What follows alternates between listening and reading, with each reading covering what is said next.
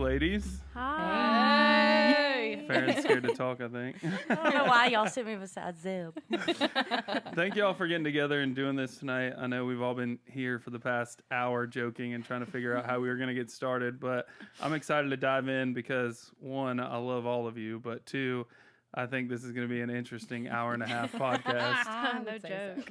So I was just going to start one by one going down and talking about a little bit about each one of you. So I'll start with you, Lainey. I think that you can kick off the where you're from, how you got to Nashville story. Let's do it. And what's kind of funny is I feel like sometimes Kasey tells my story better than I do, and I tell her story. So chime in. If I'm forgetting something, get in there. Okay. My name is Lainey Wilson. Hello. I am from Baskin, Louisiana, a little bitty tiny town if you've ever heard of Monroe. I'm from a town of about 300 people. Now every time I say Baskin, everybody says, "You talking about Carol?" Whacked him. I say, hell no, we ain't talking about Carol. But I've been in Nashville now for 9 years. Cannot believe it has been 9 years. I moved up here in 2011 in a camper trailer. Before that, I was impersonating Hannah Montana. I was playing with a band called the Cadillac Kings. Moved up here. Finally, year 7 of being here, landed a publishing deal, then record deal, and met all these hussies. And my life hadn't been the same. Well, let's make a note of the Hannah Montana thing because I would love a photo to go up on this video that we're putting on YouTube. I got you. Everyone, It's pretty impressive, though. I had the best of both worlds. It's nice that could be your plan B now. Oh, I'm going to tell you, if Hannah Montana was still in style, that's what I'd be doing. I don't know if I'm allowed to say this, but I mean, Lainey Wilson would open for Hannah Montana, and I thought that was so genius. Only if they'd let me. Oh. Literally, so I would call the people who were like, I would do birthday parties, fairs, festivals, whatever. The last one I did was at St. Jude, but I would, these people would call me and like book a party, and I'd be like, well, can Lainey Wilson open the show? And someone would be like, we don't know who that is. Like we were talking to her. She'd run around back and throw that wig on real quick and let's go. I'm telling you. Just like the real thing. And all these girls all the time, they're like, how in the world do you get ready so fast? I'm like, I'm telling you right now. I've been 2 people in one day. That's it. Yeah. That's it. that's crazy. Well, and Lainey, when did we meet? I'm not sure. I know we're going to get to Faren next. She's going to be the next one to tell her story. It was right when you moved here. Yeah, I think so too. I think Faren actually might have introduced us. Yep. Faren, tell everybody when you moved to town. My memory is so bad. I'm like, Same. I don't know. I know I knew you before you moved here. Yeah. And I know, how did we, maybe through Ray or Mustang? Well, yeah, I've always known who you were, but we just never crossed paths for some crazy reason. And then finally, probably 2014 or 15, I met you. And then we started writing, and that's how I met Kasey. Yep. It was through you, yeah. Anyway, and then Ashland, we met her. I'm sorry, I'm jumping ahead. I'm supposed to tell my story, right? Yes, okay. yeah. Oh, Lord. Well, I moved here 8 years ago. I'm originally from a little town called Sparta, Georgia, which nobody's ever heard of, but it's near Milledgeville or Macon, Georgia. Oh, Milledgeville. And I went to school in Athens, Georgia. I went to UGA, and I had a little band that I played, college bars, just cover gigs forever. And then finally, I was married at the time, and I convinced the only guy that'll probably ever love me to move to Nashville. And now he's gone. So there's that. But anyway, so I've been here about 8 years and signed my first publishing deal. I don't know. My memory's so bad. 5 years ago. Uh-huh. And I've been touring and writing songs ever since and hanging out with these idiots. Damn right. And what they're not going to tell you is Faren is one of the best female writers in town and is Oh, very man. underrated. But so are all of you in here. So Thank you, big head. that's really why I wanted to get you all here, and we'll jump to Kasey next. But I think I actually met Kasey through Mandolin. So Mandolin manages Lainey, and Mandolin and I were in Springboard, which is a young Yes, entertainment that's right. professionals thing, and we are very much the outcast. I think we like to drink alcohol a little bit more than Well, everyone probably else because there. we're professionals. And Amen. exactly. Just kidding. And we were sitting around, and she was actually living with you at the time, Kasey. So that's when I heard about you. So talk about your story and how you got to town. Yeah, so me and Mandolin moved here together from North Carolina. Well, I was going to school. I'm from Greenville, North Carolina. And I was going to school to be a nurse at East Carolina University. I was working 3 jobs, going to school, playing, cousin had a festival down the street. I was playing stuff like that all the time. And music was never really realistic to me. It just, everybody wanted to be a singer. And I grew up where you work your fingers to the bone, you go to sleep, you wake up and you do it again to get by. And then 94.7 QDR in Raleigh, North Carolina had a contest to sing with Keith Urban, and you had to audition to sing the Miranda part till We Were Us, and my friends made me do it. They dialed the number for me, and I won for our area, and that just was. Time out. She ain't gonna let me just get in there real quick. This happens every time. There were thousands of contestants. Yeah, but we were also well, I'm not I'm not dogging myself, but we had to sing through a phone, and we all sounded like shit, and it was hilarious. They played them back. I was like, oh shit. They went eeny, meeny, miny. Anyway, it was totally a God thing, but it was incredible. But that just kind of snowballed, and from there, and I moved. It was either I'd done all my prerequisites for nursing school, and it was either apply to the nursing school or move to Nashville. And I was like, well, nursing school will always be here. That's right. They'll always need a nurse, but right now a Kasey Tyndall ain't happening, so here we go. That's right. So I did that. And That's awesome. then met Lainey, and then she's been my sister and my family out here, and these amazing girls. I'm just super blessed to have a family of awesome people. Amen. Well, and last but not least, I think I met Ashland last year, maybe? Yeah, it wasn't too long ago. Out of nowhere, I think. I forget even how I heard you for the first time, but I was like, I don't know who this girl is, but holy shit, she can sing, and how Bad can I bitch. meet her? So I remember we were still in a small office on 17th Avenue, and Ashland and her whole band from Carolinas came in one day. They were just there visiting, I think, right? Still? Were you- Yeah, before I moved, we were actually visiting once a week out of every month to try to. We played Old Red downtown, and then that would kind of pay for our trip to Nashville. And so we would try to network while we were here during the whole week or weekend whenever we got to make it out, and then we eventually made the move up here. I feel like that's the first time. I feel like the first time we wrote, you didn't live here yet. Yeah, I didn't live here yet. I was So just weird. visiting. I did that So when for did I you- think 5 months before I moved. When did you officially move to town? I think this upcoming March it'll actually be 2 years ago. Dang. Wow. So, flies. but it feels like it's been forever. I feel like I've been here for way longer than that, but in a very good, blessed way because I finally feel like I'm where I'm supposed to be. So, Right. Amen.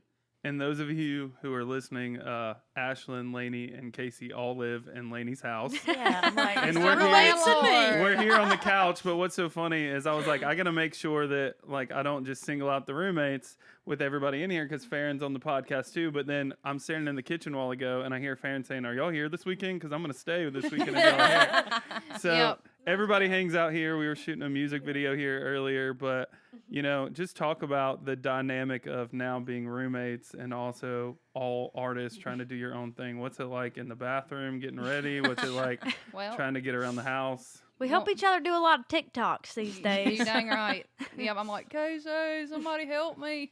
I was walking out to leave for a ride one morning, and they're both out in the freezing cold front yard. Act stupid. And Casey's recording a TikTok, and she has a cup of eggs on her head, and I didn't know any of this, so I just walk out to the front yard. I was like, "Hey, what you doing up here?" And then I was like, "Oh, they're doing a TikTok," which is something that I haven't gotten much into Same. yet, but just watching them doing that is so funny and entertaining for me to watch. So We just saw that, so if you're on TikTok, please go check out Yeah. Kasey's Oh, God. and It is balancing act. excellent. It's A belly dance. Ooh, yeah, it's more of a belly dance. And I'll hear Lainey doing her like renditions of songs, like the funny renditions for TikTok, and Lord Jesus. everybody's eating that up. I know that much. It's Yeah, so she's good. the TikTok queen right now. She It's is. I'm hilarious. TikTok. I'm trying to do what them kids do. You but- TikToked out. I'm telling you. Well, and also, Faren lives with a songwriter as well who was on a previous episode. And if you haven't heard that, That's right. It's God, a it's really, hilarious. really great one, though. yeah, talk about living with Nicolette. What's that like? Oh, loud. This is. We're gonna need longer than an I hour. was gonna say a little more about what we can and can't talk about. I'm just kidding. It's awesome. I mean, y'all probably feel the same. It's living with, well, your best friend, but also just someone that eats, sleeps, and breathes Oh my gosh. music. It's just a totally different dynamic. I mean, I've Yep. had roommates before, but it's all we talk about. And Yep. it's nice to know that I'm not wearing somebody out on the only thing I think about or care about all Agreed. the time. Yep. So You get it's to great. come home and play what you wrote Play that each other's day. songs And and- honestly, for me, it's inspiring because I'm like we in this together, Mm-hmm. you know, and we got each other's back no matter what. And you know, we're just getting up every day trying to just get something going, and Mm-hmm. we ain't gonna leave not one person behind. Damn right. It's inspiring to me, especially because I'm kind of the newbie of the house. I've only been here 2 months. Yeah. And Lainey's like, rent's due. yeah, right. My landlord. It ain't the first. yeah. And just seeing them like get up and go every day, because especially this year, I've been kind of just, I think we all have been in a slump, but like just to go from kind of living with people that aren't necessarily in the music business to people that are in it like full fledged, just seeing them get up and go every morning puts a fire under my ass and like really makes me want to get up and continue to work for everything. So I don't know, it's just an amazing dynamic to be able to come home to this and be inspired by and not feel drained when you're coming home, or you know, you can come home and unload, talk about the day because they understand So somebody exactly what it understands is. exactly, Yeah. Well, and not only that, but I feel like all of you pump out great songs. So I'm sure it's kind of motivating to be not the one that had the best song of the day, right? So you're constantly It's- competing. That's like that retreat we went on. Oh, Yeah. man. Talk about that. Okay. We had way too much fun. Way too We much wrote fun. way too many songs. Well, no, not way too many. You can never write. We too wrote a many. lot of songs. I mean, Gentle Master. Y'all need to go look her up too. Mhm. She's awesome, but she had a good time in the hot tub, and We she named her she Rita. jumped in there and did a cannonball. Her alter ego is called Rita. Rita. So back up and tell everybody who's listening what exactly y'all did. What's a retreat look like? How did that happen? Well, okay. I'll try to lay it out for y'all. But so we actually went to a farm. It's my boyfriend's dad's farm, and he offered it up to us for the weekend, which was amazing. And we all went out there, and I think we were all really in the headspace, like, let's have fun. But we also were very adamant about writing amazing songs as well while we had this opportunity all together, because we all know in Nashville, our schedules very rarely line up to where we can all get together. But we all showed up to the farm ready to go, and I think the first day we got there, settled in, and then all grouped up. And me, Faren, and Lainey were actually the first day, and it was Kasey, Jenna, my friend Corey, Wagar, Grogan, and was Megan Patrick. And so that was our first group for the day. Ended up writing great songs. We all kind of spread out throughout the farm and had our own little locations. And then I believe it was the next day we wrote 2 songs, so one in the morning, one in the afternoon. And at the end of the retreat, before we all, you know, the last night when everybody's drinking, having a good time, whatever, we just played our songs for each other as the sun was setting. It was picture perfect. And I think all of us were seriously like awestruck by the amazing songs that each other had written. I don't think we were expecting it. I don't think anybody like underestimated it, but none of us, I think, were expecting how great the songs were going to be. You're right. So it was just a very relaxing but motivating trip, I know, for me anyways. you We know? truly do have some of the most badass girls in our group. We hear it all telling the you. time. People be like, I'm so jealous of your friend group. I'm like, these hoodlums? I was about to say, you don't Not know. me. I'm Come just on. kidding. Just kidding. I love No, you. everybody is badass, and it's like everybody's got their strengths, and Yep. it just works. And truly, everybody is supportive. Like there ain't no jealousy running through this group. It's literally just like high fives, slap each other on the ass, let's move forward. You know. Yeah. Yeah. Well, I kind of staged a guitar behind Kasey because there's some of my favorite songs that have came out of this retreat. So I was going to see if y'all might play one or a piece of one Yeah, from the sure. retreat if y'all are cool with that. Please, it. God, I'm do down. son of a bitch. Those of you who are not watching or able to see, Lainey's puppy Hippie has got She's her in my head lap. in I don't have between one her in my legs crotch. while she's playing this. All right, so talk about this one. Sorry, I'm being Zeb right now. So y'all talk about it. Tell me how you wrote it.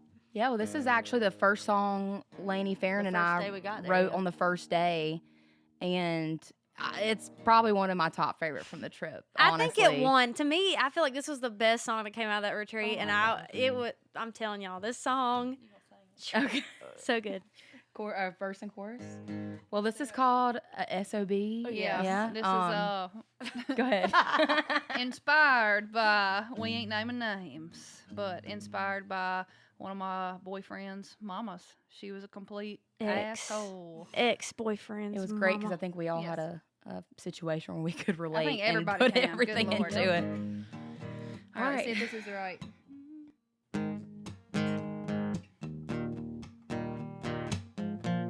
Here we go.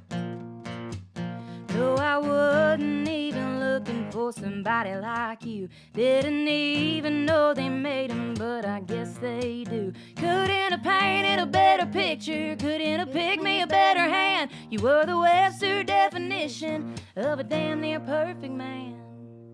Then you took me home to meet your mama. And that's too bad, 'cause just like that, that changed everything. And it might be wrong to throw this on you. Yeah, you know I love you, baby, but she ain't ever gonna like me. Yeah, your only problem's something you can't fix. You're the son of a bitch. Love it. You're the son of a bitch. Yeah. Makes me so happy I cannot even tell you. Dude, When Lainey threw that yes. idea out, I was, and It was she was over. like, Faren, I probably told you this idea before. I was like, no, you have not. Because why? Because I would have wrote it that day. No, but what I'm saying is, why did you say that? Because I say I always like to bring my trashy ideas to you. Oh, Always. my mama's gonna be so proud. Wait, so I It's think true. there's one you played at the campfire the other night, Kasey, from this trip. Were you on one of the boys? Yes, I was on one. Was I on one of the boys? Yes, I was one of the boys. Yes. Duh. So one of the boys actually happened right when we got back. Yeah. But you should still play that. Okay, well, Yeah, One so of the boys? we started the song a while back. you and Jenna started it. Yeah, and we first, were just stuck and then on I it. jumped on, and then we still got stuck, and then we were like, holy crap. Ashland is the perfect person to finish this with, and her voice on it is See, now so you good. see why I said I'm gonna stay here this weekend. She gonna get them cuts. Yeah. Like, I'll jump in. Okay, so anyway, yeah, this was Lainey's idea, right? Mm-hmm. Yeah, this is one of the boys. And if I mess it up, you gotta help me. Is this just verse and chorus? I love this so much. I can hang with the best of them. I turn a couple drinks to an all-night thing. Dirty jokes, I can keep them coming. Ask me, I can tell you who won that game. You can shoot me straight any day. Yeah, I can take the heat. But when you walked out and gave it up, turns out I ain't all that tough. 'Cause one of the boys wouldn't take it too hard. If find him a buddy, meet him down at a bar. Find him a girl, maybe take it too far. Like it ain't nothing. But one of the boys will move on real fast. Couple of beers and they're gonna bounce back. If I could be a little more like that, it'd make it easy on me. If I could be one of the boys. Yeah. I love it. It's so funny because I think all the songs we write together, we're always trying to figure out who's got what harmony and Yeah, no, going I was back like and up and forth. down, and then I was like, wow. We're just Some gonna days go I'm with like, it. I've never sang a day in my life. I'm just like, We promise we can Sound like a sing damn little bit, rooster. y'all. Well, one thing I do want to talk about is I think that it's awesome to celebrate the great songs that y'all are writing now, but what I don't want to go without noticing is the journey it took to get here. Mm-hmm. And for me, I know Faren is actually the reason why I moved to town. I don't know if y'all know that, Yep. but I was selling cigs. That had nothing to do with me, though. No, I but just here's want the to point thing. that out. But here's the That was thing. before I started smoking. Well, I didn't even say you were smoking. See, funny story though is I always loved music, and like you were talking about, Kasey, I didn't know, like I heard a song on the radio, but I didn't know how it got there. And so for me, being able to meet people like Faren and Ray and all the Georgia crowd, when I was working down there, I went to school, I got a degree, I was going to do, I was going to better my life, and do everything I can to be successful. And the whole time I was loving music and meeting these people. He would come to our drunken shows. I would come to the that shows college and bar. I would get drunk, and then we would be friends because we were both drunk. And it happened for a lot. On Cole Taylor, there's a bunch of them. But anyways, I remember where I was the day I was in Nashville, Georgia. And if you don't know where that's at, it's the middle of nowhere. And I was selling some cigs down there, and Faren called me and she was like, I just had my first label meeting, and me and her husband at the time were talking, and they told me the first thing I need to do is build a manager for my team that I trust. And she was like, you don't even live here, but I feel like you would be that person. Would you move? And I was like, I remember half-assing that store that day. I was like putting signs up and stuff, and I was like, screw this, I'm getting in the car. Like, I'm going home and figuring out how I can get to Nashville because somebody needs me. And I think that is like, obviously we can fast forward and talk about the many ups and downs that the music business has. And that's kind of what I want y'all to do. But I think it's crazy because looking back, we had no clue. Oh, I mean, I was about to say, to point out how hilarious is it at that point that I was like, come be my manager. You're selling cigarettes now. You can do it. Then I didn't know. All I knew is that like Zeb was the only person one of the only people at the time that loved it as much as I did, and also like got what I was trying to do. Even though I barely knew either. And I think me and Ray were kind of fighting over you at that point. And he hadn't even moved to town and didn't know anything. And then when you got here, I was like, maybe let's just like feel it out a little bit and figure out the whole management thing. Like, you know what I mean? Like, because now I realize like, at that point, we couldn't have done what I wanted to do. Well, and what's funny, and Ray actually told me this, and I tell everyone, because there's a lot of people now that reach out through the podcast or wherever and was like, I live in so-and-so, and I want to move to Nashville. And Ray's thing to me was like, if you can't live your life without knowing what it'd be like to try it in Nashville, then you need to move here. That's right. And it was like something that just stuck with me. And it's like, all of us had that thing inside, whether it's on the business or the songwriting side. We had that thing. We didn't know if we were good enough. You don't know compared to everyone else, but it's like you have that thing inside of you, and it's almost like God gives us that beacon of hope every now and then. That's like, oh, here's that light. Like, keep going. You have something happening. Little wink. That's wow. And I feel like Faren, I don't know if you'll speak up and say it, but you've been through a few publishing deals, right? And you've been on the road with some of the biggest artists on the planet. Like, what's it like going through that and continuously having to work? Like, to the outside public, we all, every one of you in this room are super successful, but you beat yourselves up every day because you're not where you want to be yet. So talk a little bit about that for who's listening, like what it's like going through that, but also what keeps you motivated and what keeps you reaching for more. Well, I think you touched on the first thing is you got to love it more than anything else. If you're going to move here, and then when you do, to stick it out. I mean, there's a reason they call it a 10-year town. I mean, I remember when I first moved here, Josh Thompson, or like maybe a couple years after I moved here, had his first #1 or whatever. But every demo I'd ever heard of his and everything I loved, he had his records when he had a record deal. Like, I thought that was like some of the best shit I'd ever heard. Right. And I was like, why does nobody know who this guy is? You know? And then now once I've been here for a little while, I'm like, oh, because like, it's still a business, and there's a lot of ups and downs that come with it. But I think the biggest thing is you got to really love it, and you got to be really sure that this is all you want to do, no matter like what your path looks like. And also like not comparing your story to anybody else's, because some people move here in a year or two and shit takes off. Some people move here and it takes 15 years for shit to take off. And like, I don't know. It's a weird town. I don't really know any other way to put it. It's like weird. It's a double-edged sword also, because you cannot be here and be complacent. But it's also awful because you never feel fulfilled, because you're always like, well, there's always like, what's next? What's next? What's next? And so if you can find that balance and that key, just that little spot, that sweet spot. I don't know, but I feel like you can't be here and just you've got to love it. You've got to never be complacent, and just And you gotta do something every day, no matter if that means you are not feeling creative that day, working out, whatever it is to make you feel good, in order to just keep going. That's the thing. Is like you just got to keep your blinders on, just like you were saying, Faren. Like as soon as you start looking off to the left or the right and looking Or what like, everybody else how is they doing. get that? What are they doing? How they? Yeah, yeah. there's been That's a lot of whole- moments. There's been a whole lot of moments where. Well, we're human, and that's gonna Yeah, happen. I mean, you've been here a long ass time, and then you see people like you're riding down the road, and people are passing you up on the right and the left. Well, when you said you've been here 9 years, Mhm. so I thought about like how I Yeah. took you on those shows, Yeah. opening for me, like, and I've only been here 8, and now I'm like, she's the one with a record deal. I hope you're gonna cut my songs, but you know what I'm saying? Like, it's weird how it all like That's right. everybody's. If there Yes. was one way to do it, or if there was like a like move to Nashville and do A, B, and C. Like obviously we know write the best songs you can, network, work your ass off, be a good person. I don't think key. anybody That's talks number about that one. enough. But also it's like if there was like a certain formula, then we'd all be Yeah. Reba McEntire. Right. But that Right. just ain't the way the world Well, works. and the thing is, like, turning it, Ashland's been in town the least amount of time, and she has a deal.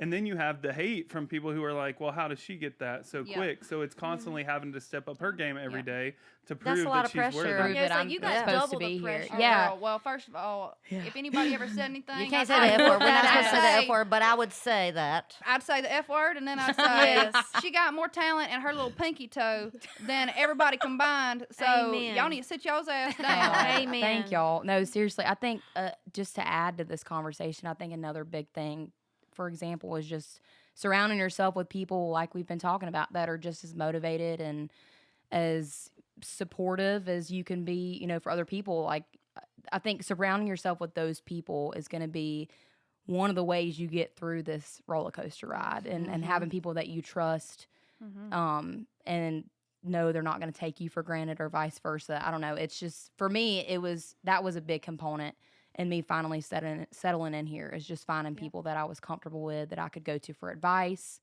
and just staying true to yourself. I think that's something that a lot of people probably can get lost in, like you said, trying to keep up with everybody else and what everybody else is doing, but people can see straight through that. And I think the more you are yourself and you're showing that, then people are going to appreciate that more, and it's going to get you further in the long run. That's right. Right. I think at least it's always going to be a roller coaster ride, even when we're 80 years old and we sitting here on this couch together. And we're as big as Reba McEntire. It's still gonna be. Yeah, it's Yeah. going to be ups and downs, and that's also something I'm learning during this whole like quarantine, whatever you want to call it. like I have a hard time getting really excited about things, because then like the next minute you can be way down here. So it's like finding a middle ground and just staying there, staying at it. And knowing Yep. that things are not always going to be this way. That's you know? right. like- Yeah, and being prepared for that. Yeah. Well, and not only that, but as technology changes, as music Yep. changes, there's going to be curveballs, right? So Like TikTok. we were joking about TikTok, right? But it's here and it's a thing, and people are being successful from it. And so it's like always learning how to adapt in the environment and get good at that. And I mean, we were joking, but Lainey, you have taken TikTok by the balls. stolen as it. they I've would been say. out ticking, I've been a talking. TikTok queen. No, I've been So- doing 5 or 6 TikToks a day. I'm like, dang it. Hours. I've been I'm over going here to get taking these notes. kids' attention. Well, I need you to give me a day to give me a lesson, because I was Seriously, watching. can we have like a TikTok class one day Yeah. and y'all two just No, teach it? it Well, is. I will say, crazy. like, I'll be sitting there like complaining. It feels like a mountain to do a TikTok, and I'm like, but this bitch upstairs for like 3 hours. Yeah. I'm like, well, no shit, I ain't getting it done, because I ain't upstairs for 3 hours doing Yep. TikTok. Well, also, I'll call that Kasey drive. and be like, come over here and help me with this TikTok. And then I'll be like, oh, that's a terrible angle. I'll start crying. I'll start acting a fool like, oh, I'm ugly today. Let's try this tomorrow. Done cried all my makeup off. Yeah. Well, going back, we were talking about people who inspired you to get here, right? So I put together this little game, and I don't know if we can use the paper, so we might just, if you want to write it down, you can, but we can talk about it. But I wanted to do it's called, why did I forget the name Mount of the game? Rushmore? Yeah, I wanted to do a Mount Rushmore game. So what that means is you pick 4 people. So I thought, since there's 4 of you, I would love to know the 4 women who in country music inspired you, or you think are the top 4 women of country ever, and talk about why you feel that way. And if you want to write them down, you can. I brought paper, but if not, we can just go around and kind of talk about your 4 women who have inspired you. My 4. Honestly, it's probably a way longer list than 4, but my top 4 are the girls here tonight. No, I'm just playing. Hashtag ad. Let's see. So, of course, like right off the top of my head, I'd have to say Dolly Parton. And I say this all the time, but everything from her style, her personality, her business sense, her songwriting, her clothing, her Charity. yes, everything. I mean, she donates like just it's unbelievable the stuff that she does for communities and just for people and children, and it's just like the way she carries herself. She says it how it is with a little bow wrapped on top. She don't really care. Like she says it in a nice way, but she'll tell you what she thinks, and that's why I look up to Dolly, and I have for forever, you know, and yeah, so she's one of my big influences. Then we got Leanne Womack. And I think the reason I love Leanne so much is because she sounds so much like Dolly. I remember exactly where I was the first time I heard I Hope You Dance. And I remember thinking, that kind of sounds like Dolly Parton, you know? And then, so I love that whole vibe. Yeah, so Leanne. Then I'd have to say, oh, shoot, man. Patsy Cline. Patsy Cline That's one is of mine too. she's something. I remember sitting in my living room with my karaoke track, and I had a Patsy Cline karaoke CD, and I sang every damn song. My sister would get mad and tell me to she's like, stop singing. And just the way that just her melodies and her voice is just cuts through. It's So, effortless. yep. And she was so young. Yeah. I mean, she died so young. Yep. So, like, her voice, the control that she had Yep. when she was, like, 20, it's Yep. just crazy. You can just feel it. Mm-hmm. Who else, man? Whew. It's hard to narrow it down. I know that much. I got to do 5 instead of 4. Probably Shania Twain. Yeah, Yes. for sure. Shania Twain. I used to wear my hair like hers. I used to put up in a little, half up, half down. Yeah. And I'd be like, any man up. And yeah, so it's so funny at sleepovers, my friend would dress up like Britney Spears and I'd dress up like Shania Twain. Amazing. And actually that's where one night we were dressed up like Shania Twain and Britney Spears, and that's when I wrote my first song at 9 years old. Lucky I would me, love to hear I that. feel free. Did I get it right? Yeah. Yes. That's it. Go ahead. Okay. You got to do it I now. need to hear that. Lucky me, I feel free, and I can't deny that he loves me, which I know that he does, so he is the one. Lucky me, oh, I said, oh, I'm the one for him, and he's the one for me, baby. I love to see his face. It's not a big disgrace, so lucky me, the first time I saw him, it was like a dream. I wake up in the middle of the night and think about him. I'm not done. Every word. Every time I turn around, I can't settle down, 'cause I see his face. Yeah. How do you remember I that? don't know. That's it. You sound like you've been through some shit. I was 9 writing years about old. tequila and cigarettes, and there was no I tequila or love cigarettes it. in my house. So I'm I going don't to know. jump over to Faren because I know hers is probably going to be a little different with your top 4. Come on now. Well, She got so scared right sorry, there. I was like, what were we talking about? I thought you were about to talk about a song I wrote when I was 9. I was like, nobody needs to hear that. Number 1's Trisha Yearwood for sure. Our neighbor. They're our neighbor. I know her and Garth live in the backyard. Hello. Yeah, well, for me, first of all, she has one of my favorite like vocals on every single thing I've ever heard her do. But I can't. Do. But also she grew up like an hour from me, and I'm from such a small town that I remember when we played the high school that she went to, like her picture was in the lobby of the basketball gym, and I just remember that was like the first time I probably felt like, oh shit, like she grew up here. Like, if she can do it, maybe I could. So, like, for me, that was, the big thing about Trisha.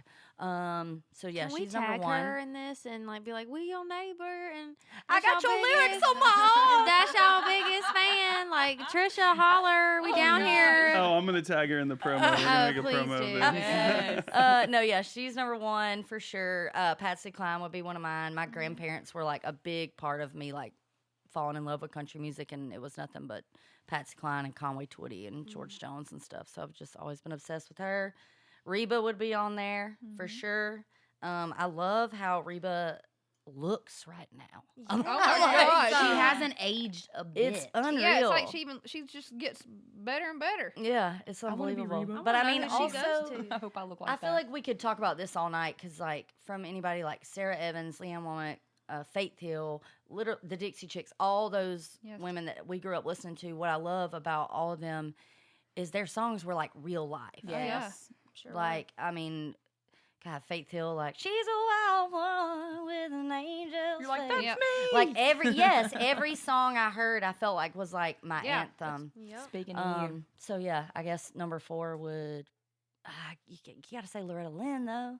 Like she was the Yes. bitch singing about birth control when that was Yep. like not okay. Yeah. Yep. Like I Pushing mean, those she was like a boundaries. pioneer, Yep. you know. Yeah. So I don't know. I could have 14 or 44 No, if you wanted to. Look how different it already was, though. Yep. That's what I wanted I to know, see. but I agreed with all hers. Yeah. That's the- Yeah, same. Okay, you Which one of next. y'all want to go next? You go ahead. Oh gosh. I definitely think the Judds were a big. Yes, God. that We're a big- is so perfect for you. Girls' I night out. Yes, never, the I never would've Judds. thought of that for you. um, But yes. Of course, when I was young and still finding even who I was and what my sound was, I just knew that their music and their soul and just the heart they put into their music, I was like, that is what I want to do one day. Them, Tanya Tucker, she was Yes. another amazing one. I mean, Delta Dawn, you Jealous can't of go everybody wrong. saying hers. I'm like, me too. Yeah, no, I mean, there's so many, but I definitely have to say the Dixie Chicks, like as I started getting older, the Dixie Chicks were a big influence for me because, you know, all of their stuff, like you said, is just real stuff. And even though I wasn't maybe necessarily old enough to understand all those life experiences yet, they just did it in such a fun and down to earth and real way that I just felt like I could be in their shoes, you know, and it just felt attainable, you know. Being a musician, you want to know that, I don't know, you can do it in a sense. Yeah. And they're real women, you know, really everybody we're talking about, but there's just a certain down to earth factor about it. And then I think the last one I'd have to say is definitely Miranda Lambert. Yes. I know was she's gonna more say, current, yeah. but I mean, I can't tell you how much she inspired me just to be who I was and to say what I was thinking more than anything. Just I loved her conviction, I loved her delivery, I loved her attitude, and that was something that really pushed me to continue to be who I am. And you know, not necessarily may not sound similar or whatever, but it was just her attitude about her music and what she wanted to say, and she said it. And it's like nothing was left unsaid, and that's exactly how I wanted to go about music. She was the first one we got to see set something on fire in a music Yeah, video. and too. girls That didn't do motherfucker- that. It was all. It felt like it was, That you guy know, cheated. Yeah, Yeah. as women, especially for us, that I would be willing to say, guys, girls. It was harder for me to relate to the fairy tale songs, you know, the stuff that was twinkly and there was some songs, but for me, I love that edge and that punch when a girl was singing something that maybe a guy would normally do. I don't know, it hit much harder and it stuck with me. We are the queens of gender neutral songs. For sure. I agree. Kasey, who's yours? I'm about to throw a bombshell. Do on all it. this shit. Well, so I'm gonna do like artist slash genre. So first of all, growing up, so my parents were divorced, so that's what kind of shaped my love for music was the car rides between, you know, towns. And Alison Krauss, Rhonda Vincent, that bluegrass stuff, man, I'm telling you, that's where I learned pitch. I mean, every Alison Krauss song, I just melted like butter. I'd be 10 years old, just melting in the back seat. But also, my mama was big into Joan Jett, Yes. Heart, Pat Benatar. I mean, I got my love for rock and roll right there. And those women, there was not a wall that they couldn't kick down. And that was just so, I mean, the anger in the songs that was accepted in that genre, that in country was kind of, I mean, you know, but rock and roll was just like, say it. Yep. and I love that, and I kind of took that. Avril Lavigne, Yes. I felt the pain in every song she sang, and I feel like Avril just bleeds out of me when I She used play to sit in her shows. closet. I was not there, but she used to sit in her closet and literally sing on her karaoke machine, Avril Lavigne, and then that's one of your first songs you learned on guitar too, right? Actually, the first one was Tim McGraw by Taylor Swift, but we Yes. But yeah, no, Avril Miranda. They really shaped me. But I will say, Brantley Gilbert. Yes. Brantley Gilbert was the first time that I could go, hell Brantley yeah. a girl. You know something? I don't know. No, wait, are they supposed to be Except women? for They women. were, but it's sorry. okay. Go ahead. Sorry, I'm sorry, Brantley. No. Brantley Gilbert. I was like, Sorry, I'm such a dude. Like, I love it. Brantley Gilbert was the first time that I was like, hell yeah, I can put rock and roll in my country music and burn that shit down. And I was like, yep, let's go. And that And first album, dude, I'm telling you, Brantley, you my dude. his songwriting inspired me. Yes, I mean, Yeah.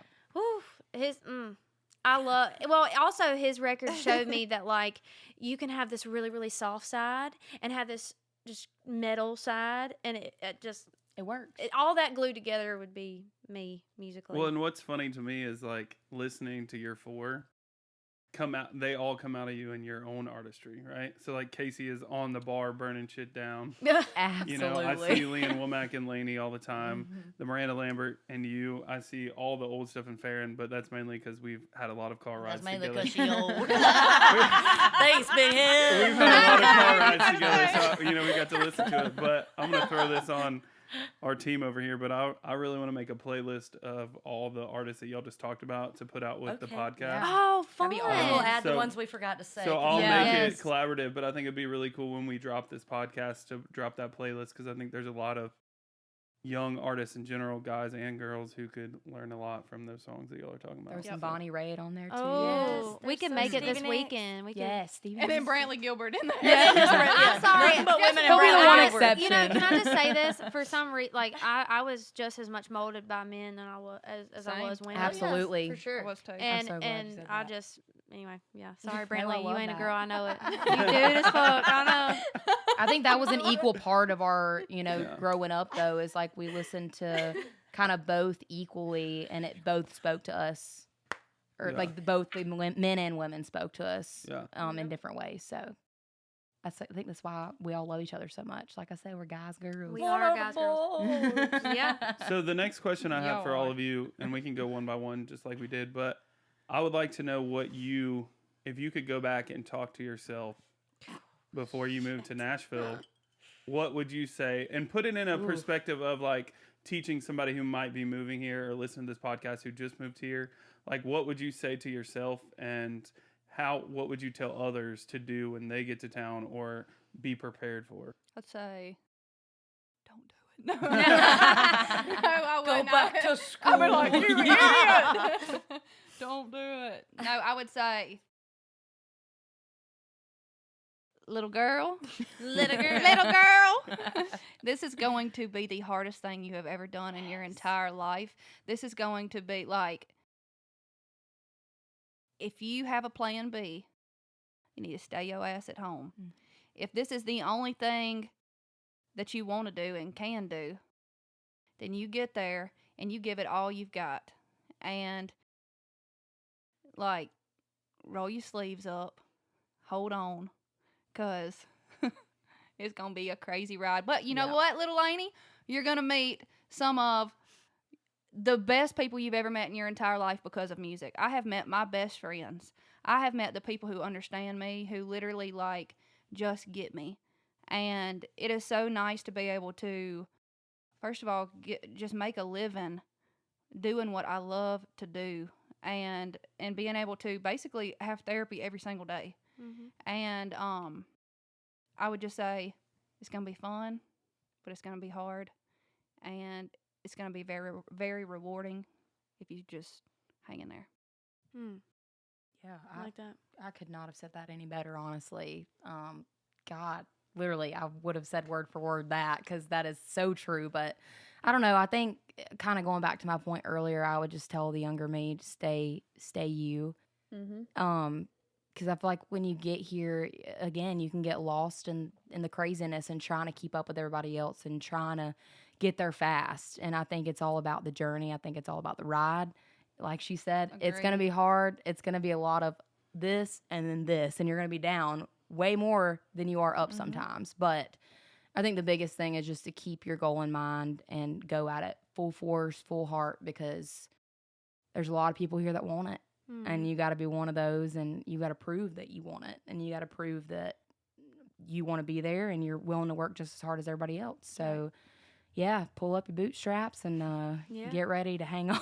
Well, and one thing I wanted to touch on with you is, like, I think one thing I see from the business side is everybody wants to get there fast. Yes. But it's almost 90% of the time, those who get there fast end up in something they don't want to be in. Right. Absolutely. Right. And that's something that I think you have to really dial back on, and I try to remind everyone of, is like, make sure it's the right thing and it's the right fit, because I mean, we've all been through it. I mean, I've Absolutely. had talks with all of you about things that, you know, you did just at dinner tonight. We were talking about things that didn't work out that you thought was going to work out. And so that's something that I wanted to touch on that you brought up, is like, everyone wants to get there fast. Yeah. So the importance of not getting there so fast sometimes is better than being Yeah. the first one out the gate. And whichever way it works out for you, you know, it's just stay there, stay within yourself, and don't lose yourself. Yep. I think that's so easy to do here, and get lost in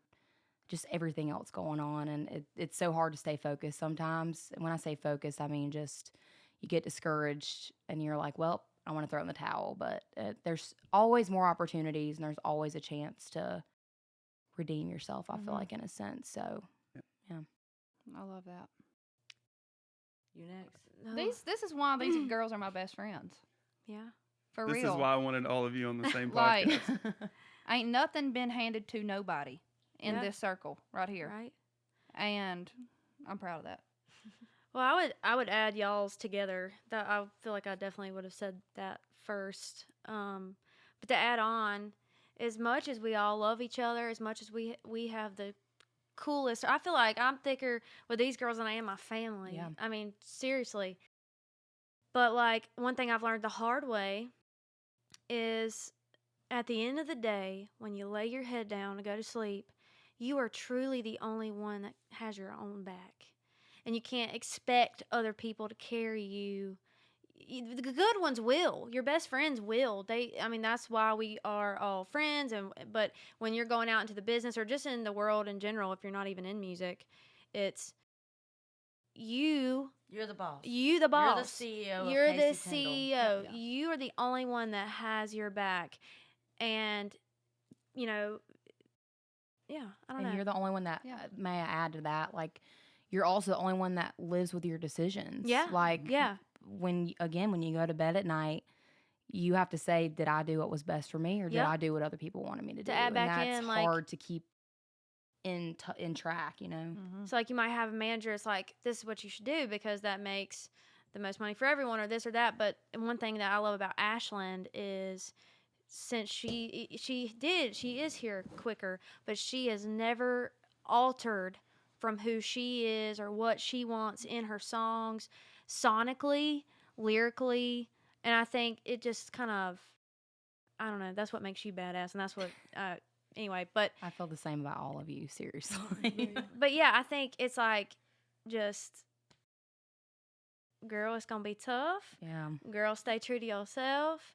Know that, yes, there's a lot of people that have your back, but if you ain't got your back, nobody else will. And then what you got? That's Find your people. Yeah. Faren messed up by being last. I think. Yeah, I mean, we they done said it all. That's why I went first. I was like, ain't nobody gonna steal mine.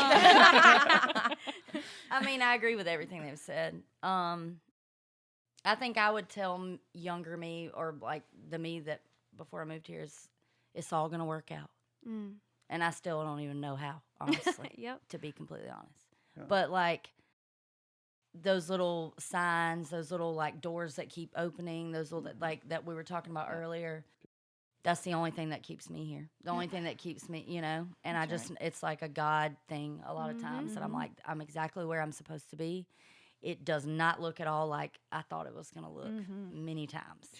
But I don't know that I would change it. I don't think. It truly is those God winks that like keep us going. 'Cause there's some times where I'll just be like laying on Lainey's bed crying, like this is it. What I mean, am I gonna be a nurse? It's every other day for us. To a younger And- us, you gonna cry a lot. Yeah. And to everybody that even watches this, like we cry.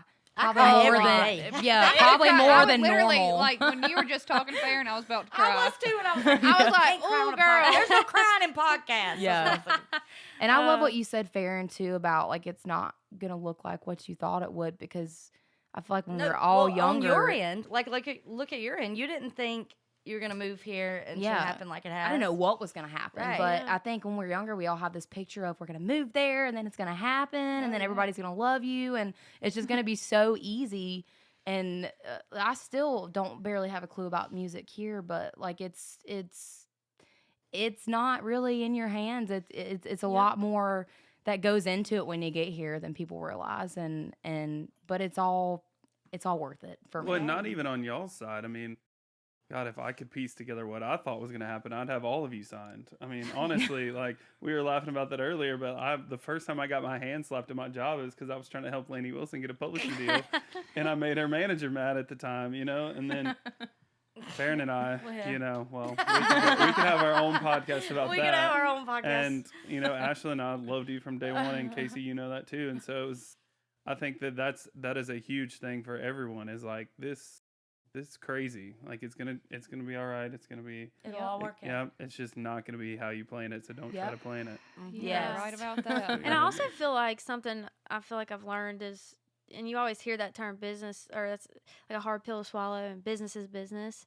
Man, I don't think I was prepared for that coming up. Like you have a regular job, you work towards something, you either get it, it's like, but in music and being here, I have never truly felt the whole, you got to swallow that business is business pill. Whew. I wish I would have known that when I was 10 years old. That's for sure. I think that's an important thing to touch on too as a woman, because like, I mean, I'm not speaking for everybody, but for myself, like as a woman, I do take things personally. I am sensitive. I cry every day, like I said, like, and so I think it's a little harder sometimes as a woman to be like, all right, well, they just don't like I take everything personally. Yeah. So that's why it's so hard, I think, sometimes, like, oh shit, I should have lost that 10 pounds. Maybe I would have got that deal, or whatever, there's it's a whole different set of Dynamic, issues yeah. sometimes. Yeah. Yep.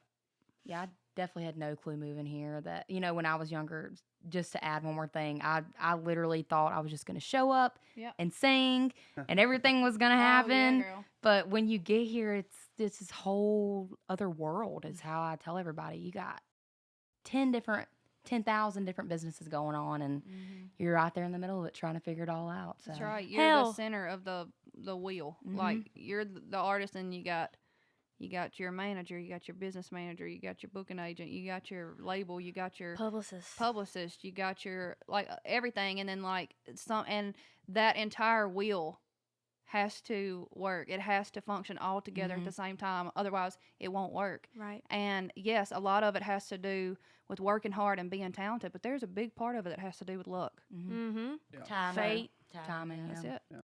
Well, and it's funny that we're talking about all of the business stuff, but what I wanted to turn on was like personal life, right? So what's it like once you move to town, you're doing the music thing, even though our job is a career, right? It's a normal job. You're working just as hard, if not harder than other jobs, but to everyone else, the light is shining on you, right? It's entertainment. People look at it different. What's it like with your families? Because I know for me, when I go home, it's like, oh crap, you're working with so-and-so, like how did that happen, like what's that like, what are they like? And I'm like, they're normal people just working too.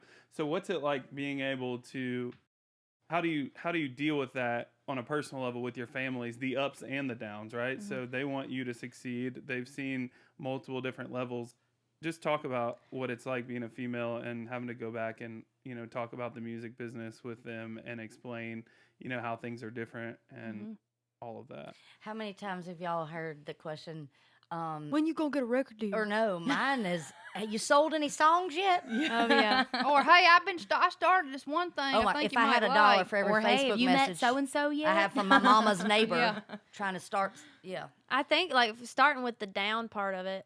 I mean, my family is super proud of me, and they've always been super supportive. So this is not like a bad thing, but I'll get the, oh, I just don't understand why you don't have a record deal yet. Like, I don't understand why I don't hear you on the radio. And then we go in a hole of, oh, we're not good enough, and we're not this, we're not that, and then, but they just don't understand it. You know, they just want what's best for us. And it is a disconnect. I mean, they'll never truly have the same mindset, and they only get to see what they see on a computer screen or on the radio. And but also, they, like you said, they think it's so cool because they, you know, like Lainey is on our hometown radio station. They're like, I know that girl, you know, so they get a little touch into stardom is how they feel, and it's like the ups and the downs. Yeah. All right, so one thing I wanted to touch on, I know we've talked about the business side, but I really want to touch on the personal life, just because I feel like we work in a business that the spotlight is shined on us a lot.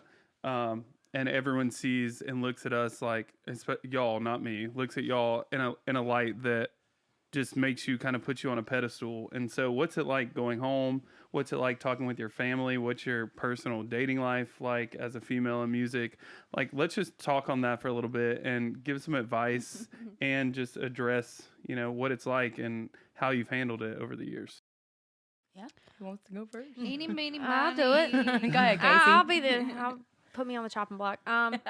Well, I, you know, especially being like a tough female and having that tough, I guess, persona. It's real me. But if I've always been told it would look really bad to post about a boyfriend, and it will kind of like, you know, you'll have less followers or do this, and that's probably right, you know. So it's difficult to tell my boyfriend that you guys don't know about that, hey, I can't post about you until I sell 1 million records. And it looks like we're, you know, a power couple, and it can be marketed, and, you know, so, hey, sorry, you're going to be in the shadow of what I do. That's difficult, but luckily he understands and don't give a shit. You find some good ones that understand. And I think, I mean, dudes have to deal with that too. Yeah. Like, I know a lot of guy friends of mine that have deals and, you know, have girlfriends that they don't post about a lot for the same reasons, which is all bullshit, this social media world we live in these days. But it's almost like you get it, because, like, if I saw a hot dude and then I saw he had a girlfriend, I'd be like, It's like a little bit, there's like this different thing in your head that happens. So I get it, but that does stink, because we can't be I mean, we could be. It just depends on what your path is. well, I think the point is, though, it takes a really special person to date someone like us. Yeah. Yeah, absolutely. And Shout out for other Landry. reasons than music with the four of us up here, but but just in general, like, it is weird, especially being a woman and like going out on the road. For some reason, it is different. Like, for the guy to have to sit at home and the dude to have to be like, well, I guess I'll see her on Sunday or whatever. It's just different. I mean, I wish it wasn't, but it just is. Yeah. And so, I mean, that was really hard for me in my marriage. Hey, one time I was on tour with Wheeler Walker Jr., and these dudes in a fraternity wanted to pick me up and kiss me on the cheek for a picture. I said, you gonna buy a t-shirt? And they said, hell yeah. So, well, you absolutely can pick me up and kiss me on the cheek. And I had to tell my boyfriend, hey, you just gonna have to deal with it. It's not like I'm doing something bad. $20. $20, let's go. It's a business. Talk about, Oh my Lainey, gosh. just like family. I know that you're really close with your family, as all of you are, and just kind of talk about what that's like, and talking through the ups and downs of the music business. And I know you addressed it a little earlier, not getting your hopes up, but I think that's one thing that we all lean on our family a lot to tell them, like, the exciting news, the not so exciting news, and sometimes there's a lot of exciting news that never see the light of day. That's right. And so having to filter that and talk about that. So I feel like sometimes when I feel like I've kind of like gone through it alone, really and truly I haven't. You know, like getting excited about things, getting let down, thinking you're about to get some kind of deal, then you don't, you know.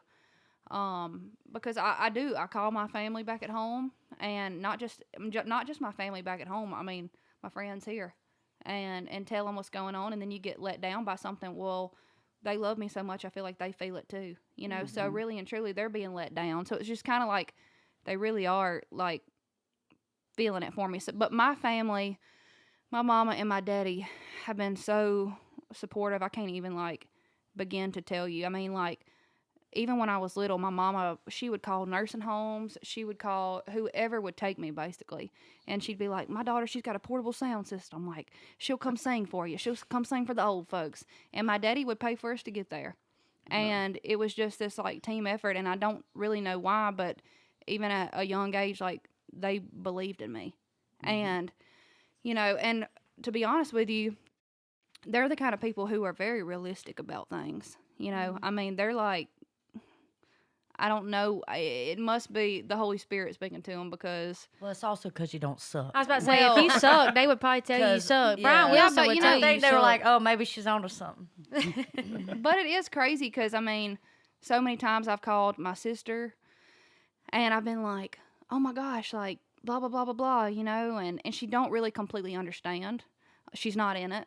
My parents are not in it. They ask me a million questions, and sometimes I don't have the answers, and it can be like frustrating. And I feel like even when something great happens, and I try to explain it to them, like, "Hey, I got 12 ads on It's Monday. like, this is a big deal. This is a And you big have to deal." go Like, through what it and is. Tell the Awesome. cut story. Yes. Tell the cut story.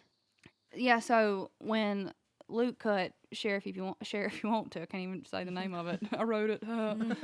Share If You Want To. I called my sister back at home and I said, Jana, I got my first cut today.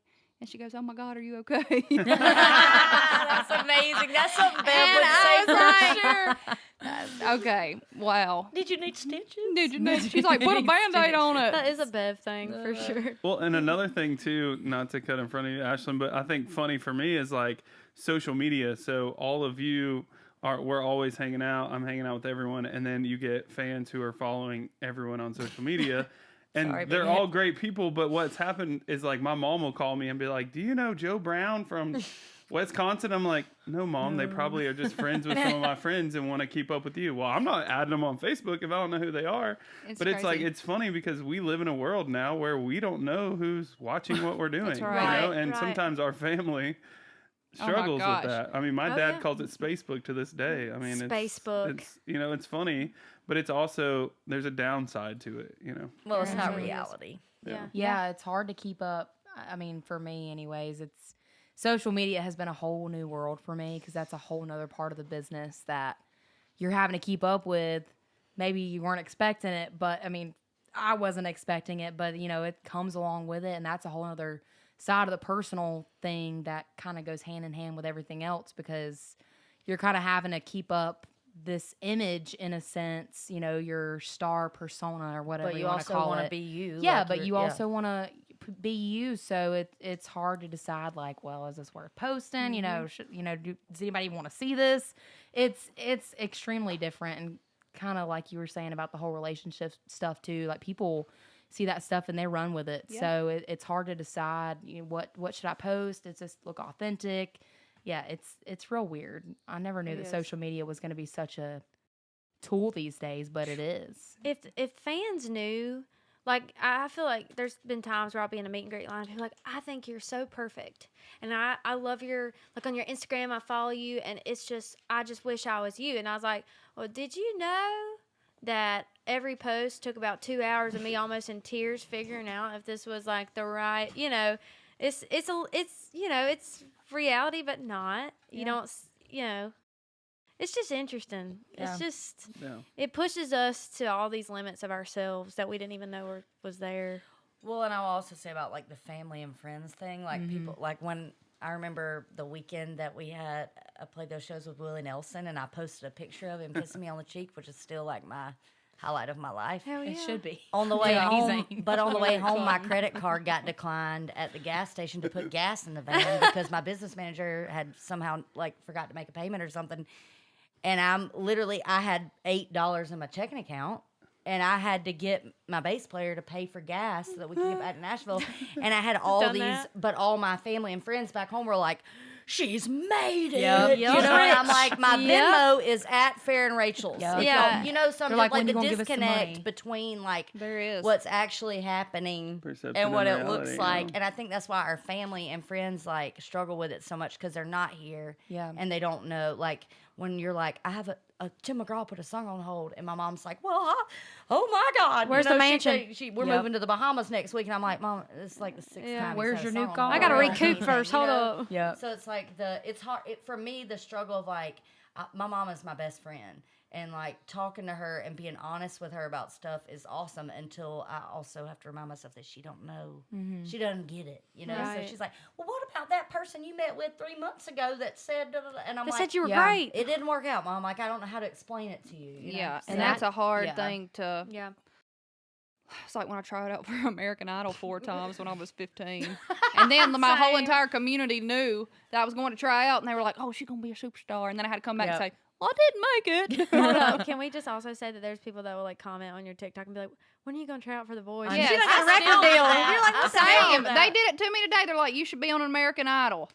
And I'm That's like, funny. Bit past it. Well, and I know this is like the dreaded thing, but that was one thing that I actually put in my notes that I'm not able to look at the moment, but was to talk with Ashland about that because, you know, you went through that whole thing. Yeah. And like to a 15-year-old kid or, you know, an 18-year-old kid, 21-year-old kid who's looking to move to town, right? Like their first thoughts are like, well, I live in the middle of nowhere, Pennsylvania, right? I can either take this fast track to success and get on one of these TV shows because they reached out to me on my social media because I have a little bit of a following, or I can move to Nashville and grind it out like all these other people are saying. And it's like, you know, you did both now. I was about to say, What- she got to do both. What was that? You know, what was that like? And not putting you in a spot where you have to say you wouldn't do it or you would do it, but like the reality of that and the reality of real like Nashville, like it's completely different, right? Oh yeah. And I'll say it took me 3 times before I even made it on The Voice. I went 2 times. I was Which is ridiculous. oh my. Well, One but- of the best voices I've ever Because heard. you are in you but are granted, the you voice. know, I was young and it's Whatever. a TV show, and I like to remind people with The Voice. Or I'll start here. So I tried out 3 times, and on the 3rd time, I had just graduated from hair school, which at the time I was dating somebody, and guys can have a lot of influence on what you think you want to do with the rest of your life. And at Yeah, the we time, should have included Yeah. that in the personal life. yeah, right. It kind of goes hand in hand. But at go the back. time, I thought I had no clue that, you know, music was even feasible for me. Like, I thought I'm in Piedmont, South Carolina. Nobody even knows where that is. Nobody cares about the live music scene here. And so I was like, I don't know that there's any way that I'm going to be able to make this happen. And so I didn't make The Voice the first 2 times I went in person. I auditioned once in Atlanta and then the other time in Nashville. The 3rd time I sent in a YouTube video, like just willy-nilly, just kind of sent it in. They're not going to see it, you know, whatever. Graduated from hair school, and then I got a call back, come to Nashville, try it again, made it to The Voice. And then, that whole experience, I love to tell people, I think you should do it if you're in a position that you're looking for that next step or, you know, some kind of exposure that you can't get where you are. And that was exactly what I needed at the time, because I was gigging around town and opening for the local people, but there was only so much I could do where I was at. And I played at a bar for 2 years, Wendell's Dip and Branch, and that kind of helped me work up to that point. But after getting on The Voice, you start to realize it's television. You know, it's not just like where you're going into a singing competition and that's that. You know, it's all the lights and the TV and the audience. stories. Yeah. Yeah. And I will say it was a lot about the stories and a lot about the background. I would be willing to say a little bit more than it was about the singing. The singing was the entertainment. It was what people watched. But I would say with that experience, don't just put all your eggs in one basket thinking you're going to go in there and everybody's just going to help you out because you love to sing. You know, like everybody's there for the same reason. But for me, it was just a learning experience to be able to be in front of cameras and get to know people that I've never met before on the higher end of things and figure out how the whole system works, so to speak. And I really just wanted that exposure, and it helped. I mean, I got there with it, but it was interesting. It was definitely different than I expected. It was a hardcore way to get thrown into the industry. I will say that. I think I was 20, about to turn 21 when I did it. And you feel like you're ready at that age, but little do you know, you're about to get into a whole nother world. Yeah. And so I was grateful because I'm the type of person that likes to just be thrown into things because I like to figure stuff out as I go. I'm sure everybody that knows me probably knows that. I do not plan whatsoever, but I would say definitely if you're going to do it, go in there if you are looking for guidance on where to kind of go with your music career. And for me, I already kind of knew what I wanted to do. So it was interesting to try to work with what they wanted versus what I wanted. But at the end of the day, I got the exposure that I wanted and needed at that time. And then a year later, that helped me, make the move to Nashville. So, I mean, I would just say be ready to learn if you're going to go out for The Voice, and be ready to know that you are not the only talented person around. There's a billion of them. Yeah. And it's TV. It's for entertainment. If you don't make the cut, it's not the end of the world. That's right. Because I cannot tell you how many talented singers come through there, and only a handful were picked, but a lot of it was about the story. Yeah. And so don't let the yes or no determine the rest of your career. That's like, even if you get told no, still go for it if you want to, Yep. Did you ever try out? I tried out for The Voice and American Idol. Me too. And my experience was, this broke my heart. This actually was one of those where, if it wasn't for the Keith Urban thing that happened, shout out Keith Urban, thank you. You're the reason I'm Tag here. him too. Tag him. Appreciate you. I was behind. So I guess it was The Voice, and we went up. There was like 4 of us in a line, and then there was like, you moved up, and there was 4 people standing next to each other, and you would sing like 20 seconds, and then there was a couple people that would say like, whatever, yes or I don't even remember. But what I do remember was that group of 4 people in front of me, I didn't see the girl in front of me. It was just a blonde girl, and It was probably me. no, it won't. No, it won't. It won't. It was this girl. She was terrible. Nothing on Carrie Underwood, but this girl sang a Carrie Underwood song better than Carrie Underwood. Love you, Carrie. You the bomb. But this girl was that good.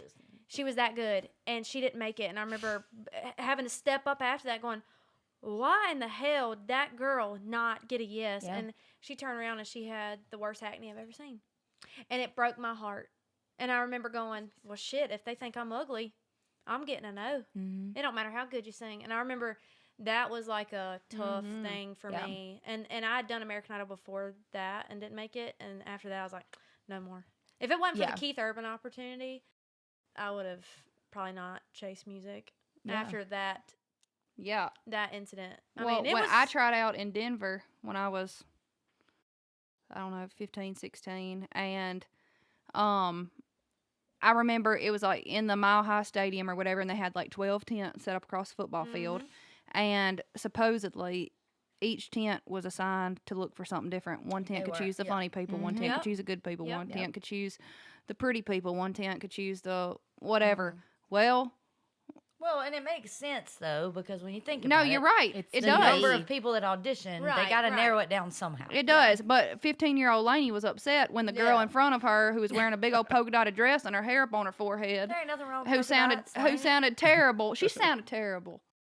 What? She won. I mean, she won. polka dot She won. She the whole like thing. got through, and then here I come singing "Ain't No Mountain High Enough." Is that what you said? Well, Sam's like, let's quit talking about I'm this. thankful that all of you ended up here. So thank you Amen. for all of But that it is work. funny. I would but not no, change that's this what I'm thing. crazy because it is interesting I that we couldn't all ask for tried better. out. Yeah. Only one of us got through. Just like you were saying earlier, I mean, there is no map. It just, each step is everybody's individual steps, and it's where God puts you, and we just gonna be where we gonna be. That's right. Yeah. And there's a reason we got no's because we're sitting on this couch, like Yeah. you're saying. I mean, I think it's pretty cool. Yeah. Well, and one thing that blows me away with all of you is your songwriting ability, and we talked about that earlier. So I wanted to dive in a little bit and talk about, like, one, your biggest songwriter influences. I mean, we don't have to just talk about female writers. I know that there's a lot of great ones out there.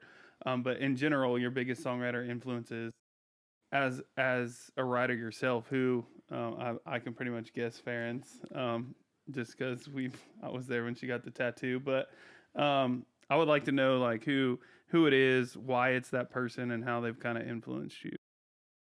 Yeah, you can I'm only not pick one or first. two. Eeny, meeny, miny, not me. Go. I'll go first because he already brought it up. But yeah, Matraca Berg is she wrote the Trisha Yearwood song and a lot of other ones that I love that I got tattooed on my arm. But I don't know, I just love I feel like she perfected the conversation aspect of like everything I've heard or that I love that she's written is like exactly how I would say it.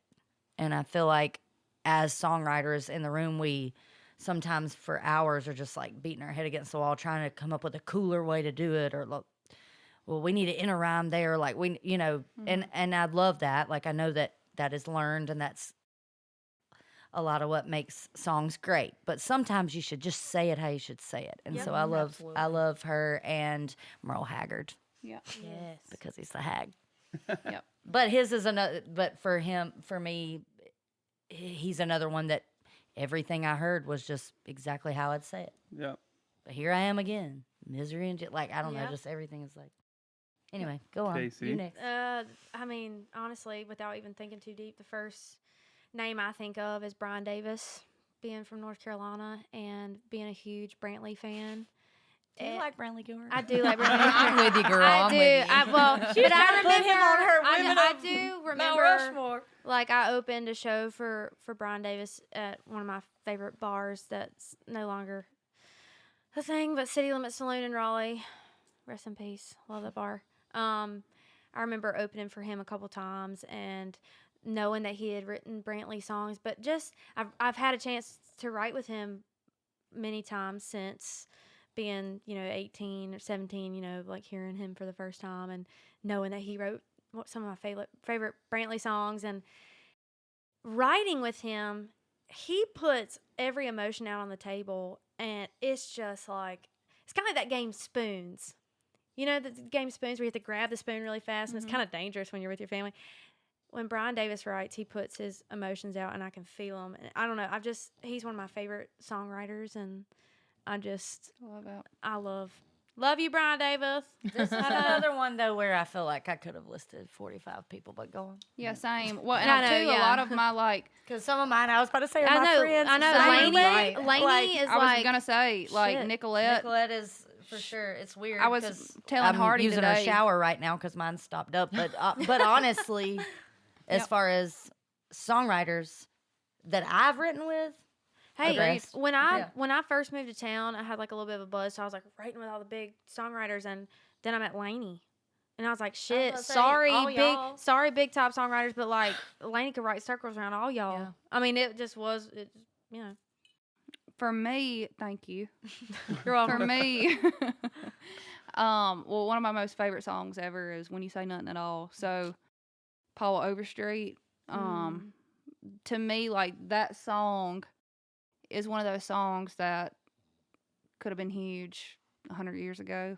timeless. Could be Yep. huge also 100 years from now. And those are the kind of songs that I wish I wrote. And I'd have to say Paul, but also like you were just saying, Faren, about seriously, like I get some of my best songs with my people. Yep. With my people. Nicolette, I'm telling you right now, I was telling Hardy today, like we were just talking about her, and we were talking about, he said, I've heard she's incredible. And I was like, I'm telling you right now, it's on another level. It's like she's in touch with something that the rest of us are not in touch with. Amen. For sure. Amen. And weird. it's I get something. I'm writing with her tomorrow, and I'm just like, well, I'm gonna go on and just say I'm gonna gut cutting that one. So Yeah. you know. Yep. But yeah, Luke Dick, he's another great. Jonathan, Oh, absolutely. Jonathan. Jonathan Jonathan. Holy crap. Jason Nix. Jason Nick. Can we highlight Jason Nix? Seriously. One of the best up and coming. Well, I say up and coming. I mean, he's been crushing it forever. But singer songwriters. If you don't know Jason Nix, you crazy. Agreed. All right. What about you, Ashley? Oh yay. So I'm gonna be the black sheep and say honestly, growing up, I was again delusional to the music world.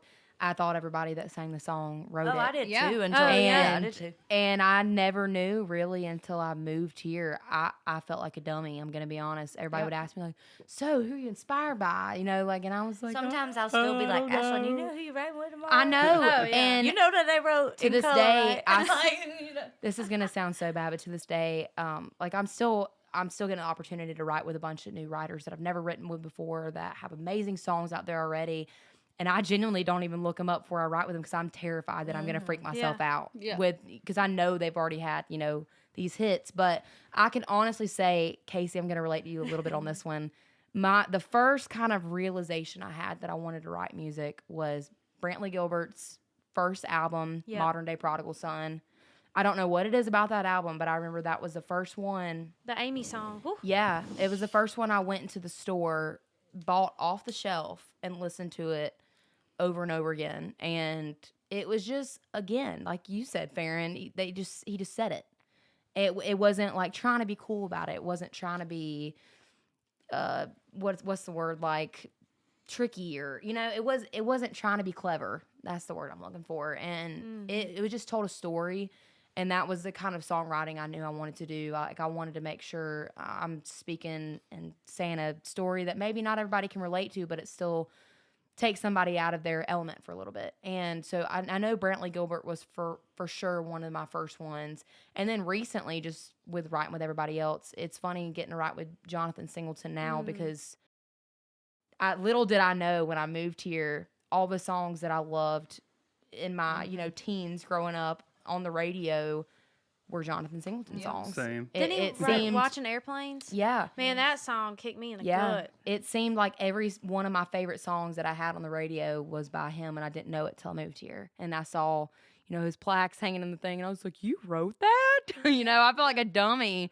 And then now it's just it's insane to be able to get the opportunity to write with those people that you used to look up to. Yeah. And I was going to say, like, to circle back to advice to us before we moved here, because I'm the same way. When I moved here, I didn't know. Like, I mean, I knew I had to write songs, I guess. But, like, I didn't know who wrote what I loved. And Right.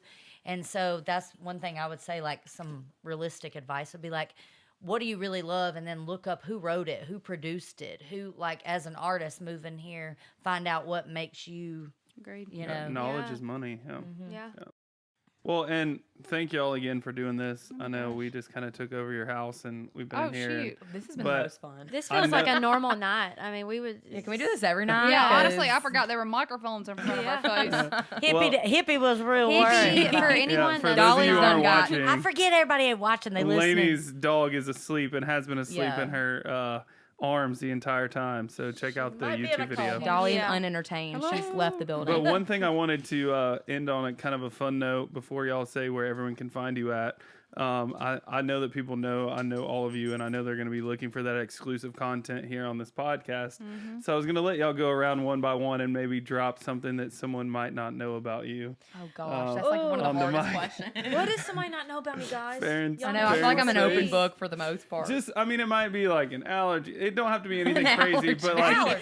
my thing is, Well, if you want to kill tell you right me. now, yeah, Kasey, she's definitely allergic to cashews. You want to kill my ass? Give me a cashew. I used to drive a race car. Yes, that is so badass. I feel love like it. everybody knows that. that. Yeah, but My friends know that. elaborate.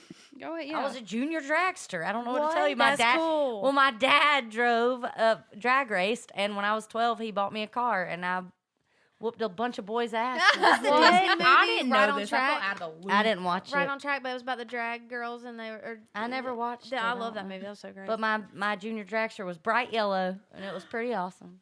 That's so cool. I need to the see only thing pictures that's of my this. go-to, I I guess. need to see pictures. It's way Okay, I'll better show than you an some. allergy. Gosh. Skip me. I have. I know. This is like the hardest question Can you ever. answer my question for me? So I'll do mine and I'll think about yours. I'm deputized. Oh my God, she's yes. a deputy. Yes, she is. So She got yes, a badge and a damn little star thing. I mean, Little it's star. amazing. She you whips have that the thing right out- to remain silent. Wait, how did this happen? Anything you say can and will be used against you in the court of law. That's Yep. right. So in Louisiana we don't have counties. We just have parishes. So I'm from Franklin Parish. Next to us is Richland Parish, and the sheriff in Richland Parish called my daddy, and they have to have a certain amount of people in the community basically be on call. deputized, basically, in case like shit hits the fan this in the is real. community. Yeah. Yeah. No. In case like stuff goes down and they need backup, they would call. Lainey. Yeah, I'd be like, and Talk about things a man ought to know. Yeah. Man, how to be I'm deputized. deputized. But I'll tell you how it happened. I mean, literally, the sheriff called Daddy and was like, "Would you like to be an auxiliary deputy?" And Daddy said, "Well, I'll do it if Lainey can do it too." So I stopped by and got my badge. I said, "I'm deputized." She's also got got the flip ID thing. It's like, you know, But now you FBI. can No. fly. Like, can't you take your gun on a flight and all that stuff because she's deputized? That's Yeah. right. Yep. Wow. How'd you? I can't believe we ain't told Big Head that story. Yeah. All right, I'm- Ashlyn, I'm- you're up. You look scared. I'm the worst at these kind of questions. Like, what's your secret talent and all Well, that I feel stuff. like the general public, like you already said, you went to hair school and stuff. Yeah, I didn't find that that's out true. till- Yeah. I think it was like not too long after high school.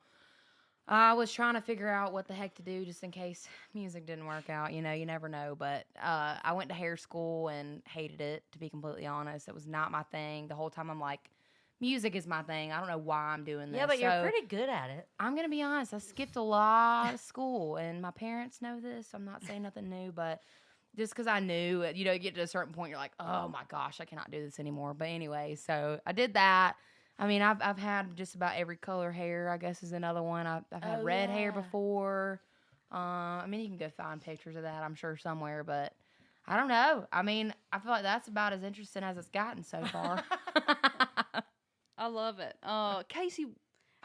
I want They that. over here plotting. I was a nurse aide. Yeah. I was a nurse aide. She in high learned school. some stuff. I Some had to- nasty stuff. Well, I was about to say, what do you want? Tell it. I mean, What's I had to something wipe old people's butts. And I mean, I loved it. I will say the reason I wasn't. I love Wait, no, That's no, a nasty no. part right I there. will say this. I will say this. So my grandfather. This is like kind of a sad note, but whatever. My grandfather had frontotemporal dementia, and he had a hospice nurse, and this woman stole the last thing that my grandfather ever gave to my grandma in his right mind.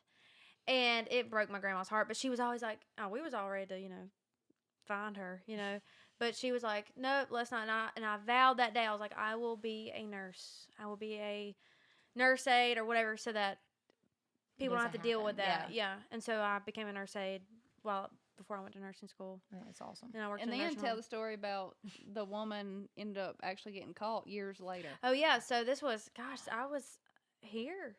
And my grandma called Years me. later. And the woman had been caught. She was in the paper. And they were like, That's because karma Karma is comes real, karma bitches, is and a I hope bitch. y'all hear that. That's right. Yeah, no. But I guess, I mean, is there anything like I mean, I feel like people know that. I don't know if there's anything else. I ain't What's that your go-to interested. drink? Vodka Red Bull. Oh my Gets me in a gosh. lot of trouble. And she likes some 2-for-1s at Sounds like Outback. it. Yeah. I do Yes, love people- them Them 2-for-1s at Outback, baby. From Outback. Dude, Well, well, we And you got like a good Blue Moon. I do Yeah. like good blue. Zeb's ready for I us know to more, shut but let up. me just. I feel like we're making like a Match.com account for Kasey over here. But she Y'all hasn't don't want to been. put me on Farmers Only. Yeah. I'm just like done with this. All right, She's well, y'all go getting around done. really quick and tell everyone they can find you at, where to hear your music, all that stuff. And once again, thank you all for Thank you, Zeb. taking We the time to do this. I've had a Thanks for blast. Big Head, thanks for having Yeah, 4 women on here. we appreciate you for Yeah, all I you do appreciate and y'all. your advocacy for all of us. So. Thank you. Yes. Yes. Is that the right word? Advocacy? Yes. Okay. Yes, you said Good it job. right. You did it. Ashlyn, you start. Oh, okay. Well, I'm Ashland Craft. You can find me anywhere on social media, Facebook, Instagram, sometimes Twitter. I try to do the Twitter, but not too much. Me and Ashland are the same. Yeah, but anywhere you can find music and good stuff like that, it's Ashland Craft. That's right. I am Lainey Wilson. I know you can't understand me, so I'm gonna spell it for y'all. It's Lainey. Y'all just say it for me. Because Lainey. people think I'm saying Lainey. Lainey. Lainey Wilson. Lainey Wilson Music on Facebook. Lainey Wilson. Find me on that TikTok. They Find me on know. that tick. They Find me on know that where you're at, TikTok. and they probably followed your booty account because I Probably. think there's a Yes. few out there. Yeah, there is one on We Twitter. still ain't figured out who created that. It's called right? Ask Lainey. You said she thought. Didn't you think the Twitter was me at first? Oh my Yeah, it crossed my mind, and then but then they started making fun of people, and I thought, well, surely Faren wouldn't do that shit. Yeah, that. Oh yeah, I never made fun of anybody. I mean, not publicly. But I mean, here's the thing: they were tagging other songwriters, being like, Oh no. "Oh, great, another song about a town." Oh no. Oh, my That's when gosh. you're like, it ain't fair. It ain't All right, Go ahead, Kasey. I'm Kasey Tyndall. That's Kasey with a K. Kasey Tyndall. I am everywhere that music is legally and illegally downloaded and sold. It's like at Kasey Tyndall on everything, but on my Venmo is Kasey Dash Tyndall. In case y'all want to help a girl out during my these hard gosh. I times. love it. During these hard times. Get that plug in there, On girl. Spotify, I'm on the Apple Music and the Pandora.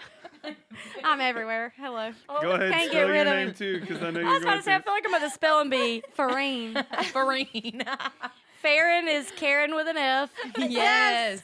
Faren Rachel's at Faren Rachel's. I'm on all the social media. I'm on TikTok, but I don't do nothing but troll other people, honestly. Hell no. Anyway, yeah, and I'm on Spotify and iTunes and all that stuff too. Yeah. Awesome. Thank y'all. We love you, Big Head. Thank you, Zeb, for having us. Is that the first time Big Head's been said on the Probably. podcast? But we're going to wrap now. We're going to wrap. On that note.